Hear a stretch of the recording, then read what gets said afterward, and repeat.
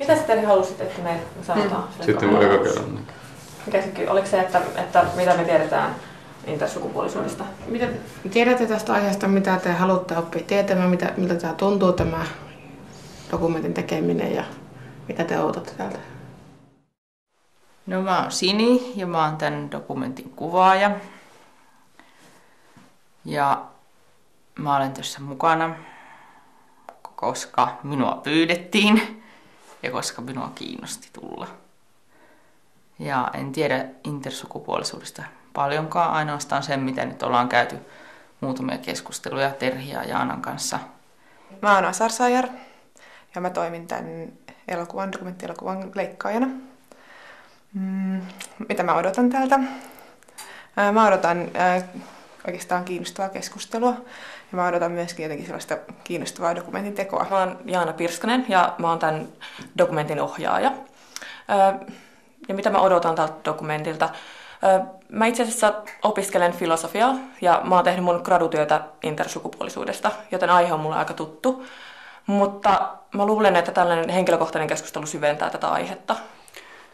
Terve, mä oon Jukka Vallisto, mä oon tämän projektin äänisuunnittelija.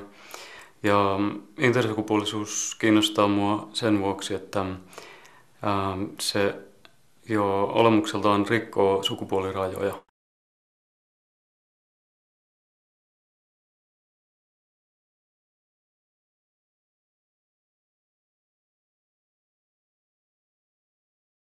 Intersukupuolisuus on sanana aika uusi, että se vasta jotain pari vuotta ollut käytössä. Että se lähtöisin englanninkielisen sanasta intersex, joka on suomennettu aikaisemmin interseksuaaliksi, mikä on sinänsä aika kummallista, koska tällä ei ole seksuaalisuuden kanssa mitään tekemistä, vaan sukupuolella. Muita perinteisiä sanoja, mitä intersukupuolisuudesta on käytetty, on hermafroditismi, hermafrodiitti ja sitten sekasukupuolinen tai kaksineuvoinen. Mutta ne nyt ei oikeasti pidä paikkaansa, koska siis ihminen ei voi olla kaksineuvoinen. Jotkut etanat on ja jotkut kalalajit, sammakkoeläimet saattaa olla kaksineuvoisia, mutta ihmisillä se ei ole mahdollista, koska kaksineuvoinen viittaa yksilöön, joka niin kuin, tuottaa siittiöitä ja munasoluja ja pystyy myös periaatteessa tekemään itsensä raskaaksi, mutta ihmisillä se ei ole mahdollista. IS-tiloja on hirveän monta. Yleisempiä on tällainen kuin AIS, androgeeni-insensitiivisyyssyndrooma. Eli siinä yksilö yleensä hyvin feminiininen tai näyttää naiselta, mutta hän on kromosomisto 46XY, joka on sama kuin geneettisesti pojilla. Ja tila johtuu siitä, että heidän elimistönsä ei pysty hyväksikäyttämään androgeeneja, eli miessukuhormoneja, kuten testosteronia. Ja riippuen siitä asteesta, että kuinka voimakas tämä insensitiivisyys on, niin yksilö voi olla täysin feminiininen, osittain maskulinisoitunut tai lähes täydellisesti pojan näköinen. Yleensä se tila havaitaan ihan syntymäyhteydessä, mutta jos on ääritapaus, että on tällainen täydellinen muoto, niin sitten voi olla, että sitä ei havaita koskaan, tai sitten vasta kun lapsi on murrosikäinen, jolloin hänellä ei ole kuukautiset, koska hänellä ei ole naisen sisäsukuelimiä. Eli sitten moni voi olla kuitenkin silleen, että niin tavallaan silloin syntymässä saattaa määritellä tytöksi tai pojaksi, mutta sitten se selviää myöhemmin. Joo, joitakin tilanne on sillä, että sitä ei havaita päälle päin eikä osata epäillä. Ja että sitten joskus se havaitaan kasvuiässä ja joskus vasta paljon myöhemmin, mutta se on lähes suurin osa näistä tapauksista aina havaitaan silloin, kun lapsi syntyy. Mitä sitten tapahtuu sitten, kun se havaitaan? Se lapsi tutkitaan kaikilta osin, että kromosomit, hormoniarvot ja sukuelimet. Ja sitten niiden löydösten perusteella lapsen sukupuoli määritellään. Sen määrittely vaikuttaa se tietysti, että mitä sieltä yksilöltä löytyy. Että periaatteessa se, että jos lapsi on kykenevä jossain vaiheessa tulemaan raskaaksi, niin siitä mukataan tyttö. Ja pojaksi valitaan ainoastaan sellaisessa tilanteessa oletettavissa, että penis kehittyy normaalikokoiseksi ja että se pystytään hormonihoidolla tai leikkauksilla tekemään tarpeeksi suureksi, mikä on mitä yleensä. Toi on tosi kiinnostava ajatus just, että vaikka lapsi olisi muuten tavallaan kromosomistoltaan ja muutenkin sille fyysisesti poika, tai näyttäisi silleen pojalta, mitä on helppo määritellä pojaksi. Mutta sitten jos penis on liian pieni, niin sitten se tarkoittaa, että tästä niin kuin lapsesta, että se ei tavallaan ajatellaan, että se lapsi ei voi täyttää niin kuin tällaisen normaalin heteromiehen määreitä.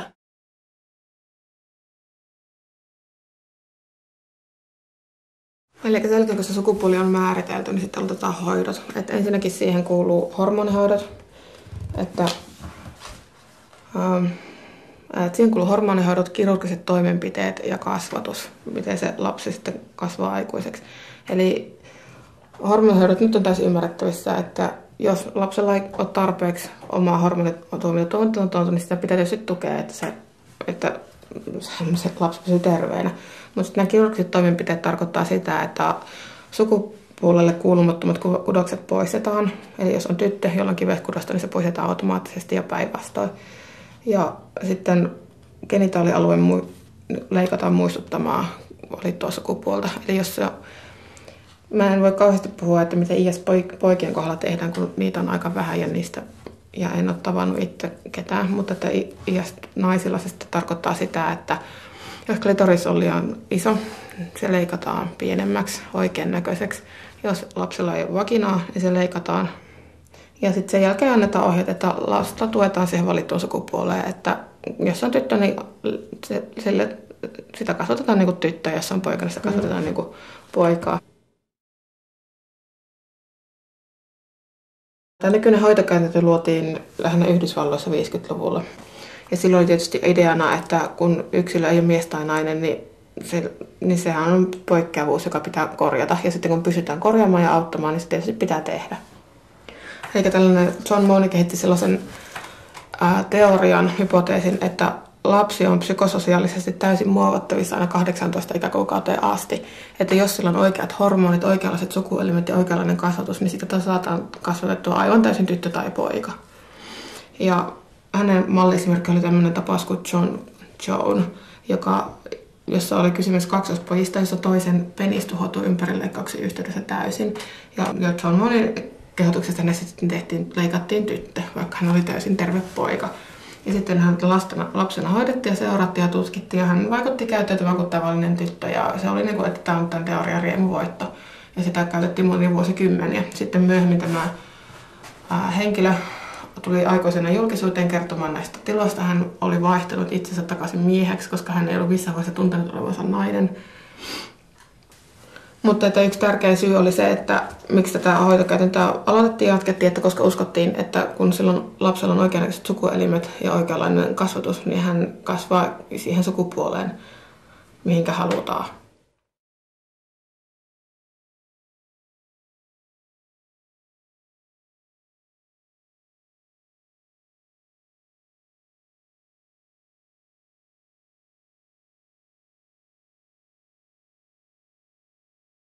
Olin 13 vanha, kun mulla ruvettiin tutkimaan, että miksi mulla vatsaan koskee jatkuvasti. Et siinä sitten oli vuoden ajan kävi erilaisissa tutkimuksissa ja mietittiin, että mitä se on, ja sitten vahingossa löytyi.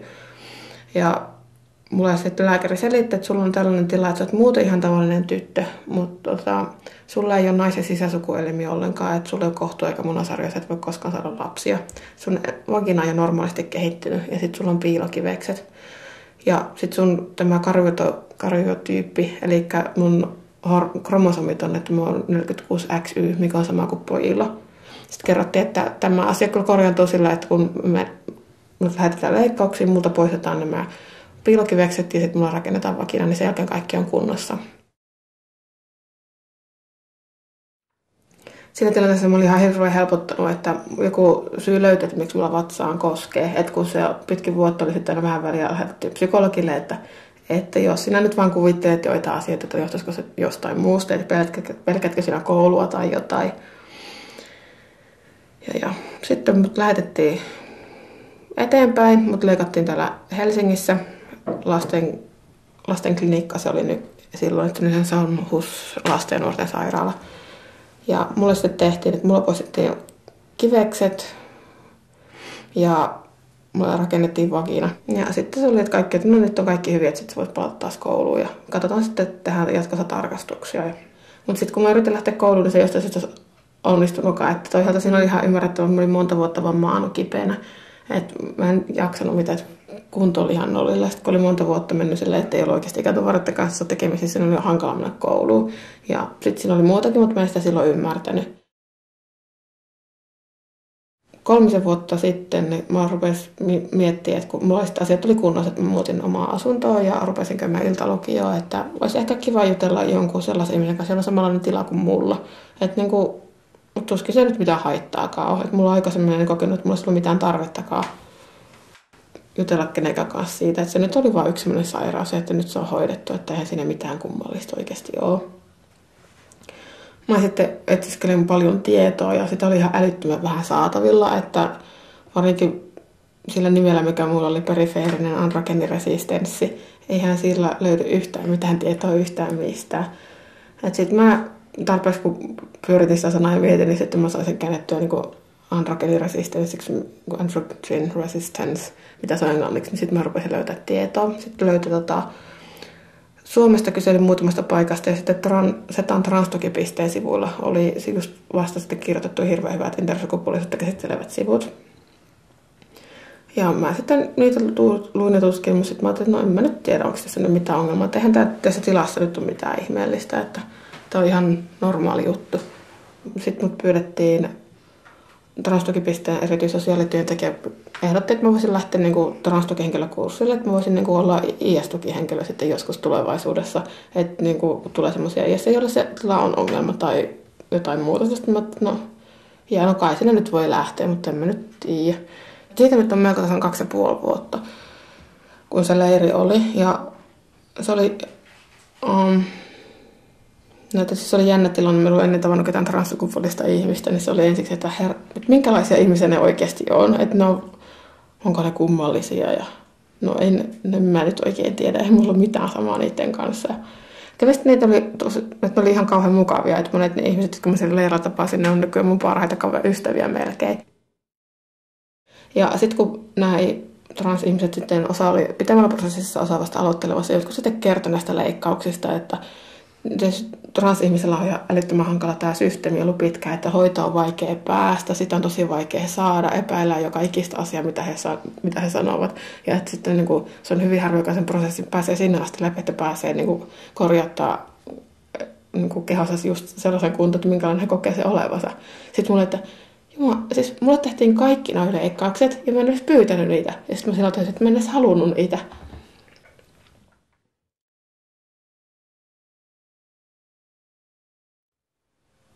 No mä varmaan sanoin hyvin monen kertaan, että silloin mä näen, että mikä tämä tilanne kokonaisuudessaan on. Ja sitten, että tämähän on aivan järjetön. Että siis että esimerkiksi se, että verrattuna transsukupuolisiin ihmisiin, että he voisivat jopa vuosikymmeniä tapella sen, että he saisivat sellaista hoitoa, mitä he tarvitsevat ja mikä heille kuuluu.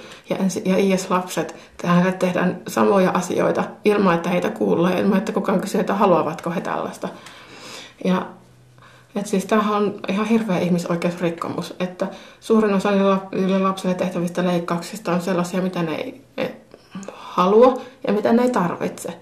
Ja vähintäänkin se, että jos tämmöisiä leikkauksia pitää tehdä, niin pitäisi edes järjestää sellaisia ammattitaitoisia ihmisiä, sellaisia henkilöitä pitäisi olla olemassa, jotka ymmärtäisivät, että kuinka isoja nämä leikkaukset on ja että miten niitä käsitellään. Niin kuin kaikilla isolla suurilla sairausryhmillä on, että syöpäpotilailla on omat järjestönsä, että järjestetään vertaistuket, voidaan käydä leikkaukset läpi.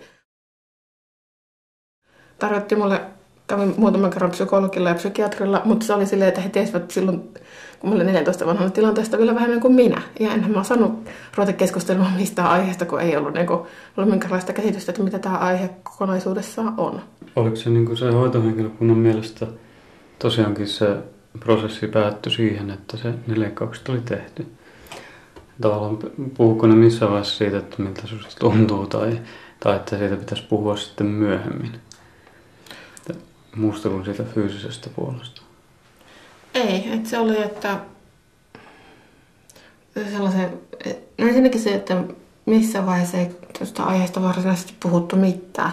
Että ainut mitä mä keskustelin silloin, niin oli lääkärin kanssa, että ihan miten se teknisesti se leikkaus menee ja mitä tapahtuu. Ja musta oli ihan kauhean mielenkiintoista, että mä oon aina ollut kiinnostunut lääketieteestä, että pienen ajattelin, että ehkä musta tulee lääkärikin isona. Että se oli tosi jännä, että miten se teknisesti tapahtuu kaikki tällaiset leikkaukset. Mä suhtaudun siihen itsekin ihan hirveän kliinisesti. Mutta kukaan ei tullut, kukaan edes kysynyt, että miltä tämä susta tuntuu.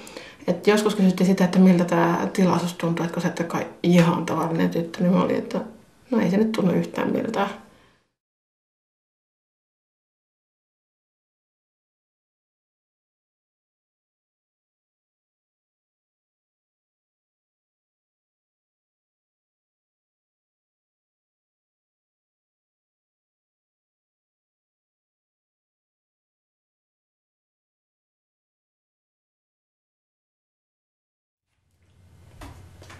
Mä olisin just kysynyt sitä, että minkälainen näkemys sulla on siitä, että missä mielessä sä olet samaa mieltä omien kokemuksien puolelta, että miten sua on esimerkiksi niin kutsutusti hoidettu. Ja että mitkä on sellaiset asiat, missä on sun mielestä tehty ihan selkeästi virheitä tai mihin sä et ole tyytyväinen. Niin, että se hoitokäytäntö on kehittynyt, että hoidetaan lasta. Yritetään auttaa sitä parhaan mukaan. Oletetaan, että se tila on itsessään niin kauhea, että kaikki korjaukset ja niiden aiheuttamat mahdolliset ongelmat ovat pienempi paha kuin se itse tila. Ja onhan se tietysti yhteiskunnalle se on tosi vaikea asia käsittää, että ihminen ei ole mies eikä nainen, joten sen on ollut pakko olla jonkunlainen kehityshäiriö, anomalia, mutaatio. Mitä kysymyksiä tämä nykyinen hoitokäytäntö asettaa on se, että minkälaisia laajempia tutkimuksia ei ole tehty, että kokevatko intersukupuoliset tämän hoitokäytännön hyväksi. Tämä pohjautuu sille olettamukselle, että lapsella on parempi, että hänen kehityksensä on terveempää, kun hänellä on miehen, tytön tai pojan selkeästi sukuelimet. Mutta siitäkään ei minkälaisia tutkimuksia, että se on vain oletus. Ja sitten se, että vaikka se lapsi leikataan, niin se koskaan ei ole aivan samannäköinen kuin leikkaamaton. Että se joka tapauksessa leikkauksen jälkeen on erilainen. Ja leikkaus ei poista sitä, että se lapsi on alun perin ollut erilainen. Että se kyllä, että vaikka että se leikkaus ei poista sitä erilaisuutta. Sitten ei oteta huomioon sitä, että ehkä se lapsi-yksilö pystyisi olemaan täysin onnellinen niissä omissa sukuelimissä. Että eihän lapsi vaan itsessään tiedä, että mikä on erilaista ja mikä ei. Että lapset kyllä vertailee toisiaan, mutta kaikki lapset nyt on jollain lailla erilaisia. Se oli tietysti ihan hirveätä kuohuntaa silloin aluksi, että kun mä tiedostin tämän tilanteen, että mä olin ihan hirveä vihainen kaikille lääkäreille, ketkä mä olin hoitanut ja hoitohenkilökunnalle. Ja sitten toisaalta mä taas toisaalta tässä oli ihan ymmärrettävää, että ne kauheasti yritti auttaa mua. Että ne kuvitteli, että koska tämä tilanne on näin hankala, niin pakkohan silloin kaikki tehdä. Ja kun siis se oli lääkärit, hoitajat, ne oli kauhean empaattisia, että oikeasti niistä näkyy, että ne haluaa auttaa. Silloin mä tapasin melkein viimeistä kertaa mä oon hoitanut kirurgia. Mä kävin vielä siinä vaiheessa parin vuoden välein tarkastuksessa lastenklinikalla. Ja sitten mä yritin keskustella hänen kanssaan, että ehkä mä nyt en välttämättä koe, että mä oon nainen. Ja sitten, että yritin, että hän perusteli, että miksi leikkaukset on tehty, että onko mikä hyvä syy niille oikeasti, onko mä itse keksinyt sitä. Mutta sitten kun mä kysyin, että miksi ne leikkaukset tehtiin silloin, niin sanoi, että leikkaukset tehdään siinä iässä. Ja että minkä takia se leikkaus tehdään. No, että mahtuu sisään. Mutta se oikeasti oli ainut syy. Ja sitten mä yritin sanoa, että no eikö se nyt olisi mahdollista, että minua ei olisi leikattu sillä, että oltaisiin leikattu vasta myöhemmin, että kun mä olisin tarpeeksi aikuisena, niin ei missään tapauksessa, että missä siinä olisi tällaista, että oletko sinä lukenut liikaa internetistä, että on kaikkia roskasivuja, että ei tämä oikeasti mene näin, että suunnilleen tämä nykyinen hoitokäytäntö on hyvä ja kaunis, ja se on täysin erehtymätön. Mä olin siinä poikkeuksessa tilanteessa, että mun ikäisillä näitä leikkauksia yleensä, neitä ei ainakaan aloiteta siinä vaiheessa, että mä olin jo aivan järkyttävän vanha, kun mä tulin näihin leikkauksiin. Että kun ne leikkaukset aloitetaan tähän lapsille, jos tehdään laajennetaan vaginaa silloin, niin sitten kun lapsi kasvaa, niin sitä laajennetaan uudestaan. Ja sitten kun taas kasvaa, niin sitä taas uudestaan. Sitten kun hän on aikuinen, niin sitten pitää mahdollisesti vielä korjata, koska arppikudos saattaa kurottaa sen umpeen. Saako vanhemmat vaikuttaa siihen, että leikataanko vai eikö? Kyllä. Että jos vanhemmat päättää, että sitä ei leikata, niin sitä ei sitten leikata. Voinko mä kysyä yhden jutun? Niin kun mä oon ymmärtänyt sillä tavalla, että niin intersukupuolisuus tilana itsessään, tai miten mä sen ajattelen, että se ei ole sairaus, mutta sitten joihinkin niin intersukupuolisuustiloihin tai intersukupuolisuuteen, niin joihinkin sen muotoihin liittyy niin sit joitain tällaisia ongelmia.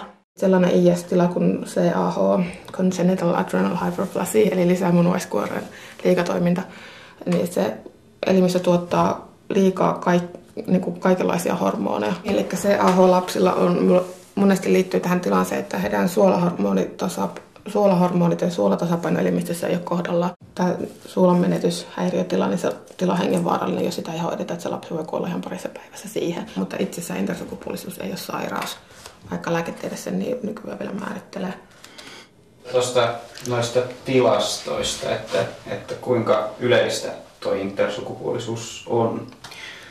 Joo, toi on siinä määrin hankala kysymys, että ensin pitäisi määrittää hirveän tarkasti, että mikä on intersukupuolisuutta ja mikä ei, koska monet näiden IS:ien intersukupuolisuuden kaltaisista tilasta ei varsinaisesti ole intersukupuolinen tila, vaan jotain sit vaan lähellä. Ja sitten näistä ei pidetä tilastoja. Mutta että arvioita on, että Suomessa syntyy vuosittain 10-30 intersukupuolista lasta, joten se sitten tarkoittaa, että Suomessa on arvioita 500-5 000 intersukupuolista ihmistä, että se on aika paljon. Tunnetko sä muita suomalaisia? Suomessa tunnen kaksi tunnen ja sitten tunnen muutamia perheitä, joissa on lapsi, mutta että hyvin vähän, että intersukupuolisia ihmisiä on tosi vaikea tavoittaa. Sitten mä olen ulkomailla tutustunut, että lähin toki ryhmä, jossa mä oon käynyt, niin oli Englannissa, jolla ihmisillä on sama tila kuin mikä mulla. Mitä, oliko teillä niin samanoloisia kokemuksia vai kokeeko ihmiset oliko siellä tosi erilaisia tarinoita? Vai? Se on, että miten ihmiset kokee sukupuolensa, niin se vaihtelee hurjasti. Se on jokaisella ihmisellä melkein erilainen kokemus, mutta että miten lapsuuden hoitoihin ja leikkauksiin suhtaudutaan, niin se on järjestää samanlaista. Että mitä varhaisemmin lapsi on leikattu, sitä vaikeampi asia se on ollut käsitellä. Ja mitä enemmän leikkauksia tehty, niin sitä vaikeampi siihen on ollut tottua. Ja sitten kukaan ei ole ollut tyytyväinen siihen, että on leikattu lapsena. Ja ne, joita ei ole leikattu lapsena, niin on hyvin tyytyväisiä siihen, että heitä ei ole leikattu lapsena. Mä oon tiennyt olevan intersukupuolinen oikeastaan aina. Että kyllä mä oon tyttö yrittänyt jossain välissä olla ja jossain välissä kokeilla kovasti ollut nainenkin, mutta ei se oikein toiminut. Minä identifioidun intersukupuoliseksi, että minä en koe olevan mies enkä nainen. Mitä sitten, kun sä kohtaat uusia ihmisiä, kerrot sä, tuleeko se usein puheeksi, tuleeko se aina puheeksi, sun intersukupuolisuus, ja kerrot sä siitä kaikille? Tai niin kaikille, johon sä tutustut enemmän? No, nykyään siitä on jo hirveän helppo puhua, että se on silleen, että jos mä tutustun johonkin ihmiseen, niin sitten mä keskustelen aiheesta kanssa. Ja yleensä tulee viimeistään siinä vaiheessa, kun mä nyt hommaan kaikenlaista muutakin kuin opiskelen. Että mä oon potilasoikeusaktivisti ja teen paljon järjestötyötä ja koulutan ihmisiä, että mihin mun aika menee. No siinä tapauksessa viimeistään se tulee puheeksi. Ja siis mulla on monesti sillä, että mä nyt oletan, että joku yleensä nyt kaikki varmaan tietää, että mä oon intersukupuolinen. Se on ihan yksinkertainen juttu. Ja sitten mä rupean höpöttämään ihan näistä ihmeasioista ja sitten ne on niin ihan ulalla, että minä nyt en oikein ymmärrä, että voisiko se vähän kertoa taustatietoja tai jotain. Mutta se on niin sanotusti olen ulkona kaapista. Että kun monelle intersukupuolisuudelle se tila itsessään on vaikea. Et tietysti se, että suurin osa intersukupuolisuuksista identifioituu, että ne on joko miehiä tai naisia. Niin sitten, että jos on tämmöinen tila, josta ei varsinkaan voi puhua kenenkään kanssa, niin se on, että se mieluummin sitten jätetään kertomatta muille, ettei kukaan epäillä, että että se sitten oikea nainen on, jos olet esimerkiksi AIF-nainen. Onko sellaisia ihmisiä tai jotain sellaisia tilanteita, joista sä et haluaisi puhua siitä, tai sulle koet jotenkin, että siitä voi olla niin jotenkin, että se jotenkin tuomitaan väärin sen perusteella? No yleensä, nyrkkisääntö on ehkä se, että jos mä en halua kertoa jollekin ihmiselle, missä päin mä asun, niin en mä kerro sillä, että mä oon intersukupuolinenkaan. Jos mä en halua tutustua johonkin, niin en mä tietysti sen kanssa keskustele tällaisesta aiheesta. On paljon niin kuin samaistumisen kohtia. Miehillä on paljon miehisiä samaistumisen kohteita ja naisilla on paljon naisia, joihin voi samaistua. Niin koet sen, niin kuin, millä tavalla sä koet sen, että ei ole sellaisia, vai onko niin kuin, sulle intersukupuolisena, niin onko sulla sellaisia samaistumisen kohteita? Mulla jossain vaiheessa oli tämä Star Trekin data, että mä samastuin häneen ihan hurjasti. Että mä niinku katselin, miten ihmiset toimii, ja sitten ne on aivan irrationaalisia, niinku, miten niin sanotut normaalit ihmiset toimii ja käsittelee, ja mä en voi käsittää sitä, että mä olisin ehkä, että oli ollut silleen, että mä oon kuin tata, joka katselee vierestä ja yrittää ymmärtää. Mutta sitten rockmusiikin puolella on paljon tämmöisiä androgyynia hahmoja, että esimerkiksi David Bowie 70-luvulla, niin hän oli hyvin feminiini ja hyvin maskuliininen, että kaikkea yhtä aikaa, että se oli niinku tosi lähellä niinku se sukupuolen ilmaisu sellaista, että niinku, minkä mä koin itselleni hyvin läheiseksi. Samoin Mick Jagger, hän oli hyvin feminiininen välillä.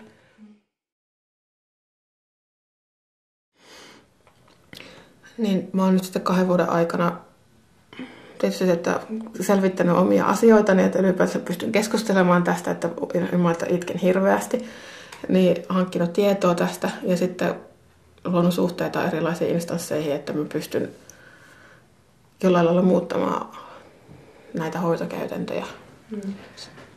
Mikä sun, jos sun pitäisi jollain tavalla määritellä, että mikä sun unelma suhteessa tähän on, tai niin kuin haaveet, että mihin se menisi, tai niin kuin tulevaisuuden suunnitelmat, niin mitä sä vastaat? Henkilökohtaisesti vai yleisesti? No, sekä että. Henkilökohtaisesti, mitä vaikka minulta haluaisin, olisi lääkäriltä anteeksi pyyntö, että hän on toiminut väärin, että hänellä ei ollut tarpeeksi tietoa. Sitä tuskin tulen koskaan saamaan. Olen tehnyt virallisen vahinkoilmoituksen mun hoidoista. Odottelen, että mikä sitä vastaus on, mutta aion sitä valittaa sitten niin pitkälle, että jossakin vaiheessa huomataan, että oikeasti tämä käytäntö ei ole oikein. Ja sitten minulla olisi se, että turhista leikkauksista luovuttaisiin. Että osa näistä hoidoista on oikeasti tarpeellisia, että niistä ei voi tietenkään luopua. Mutta kaikki pelkästään kosmeettisista syistä tapahtuvat toimenpiteet, niin niitä pitäisi ainakin siirtää niin kauan, kun lapsi ymmärtää, että mitä hänelle tehdään.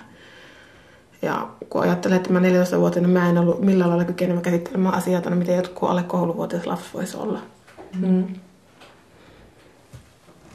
Ja ehkä se, että jossakin vaiheessa olisi tosi hienoa, että jos ihminen kokee olevansa intersukupuolinen, niin hän voi sitä olla ihan lain puolesta ja yhteiskunnallisesti ilman, että hänet pitää ahtaa johonkin tiukkaan kategoriaan.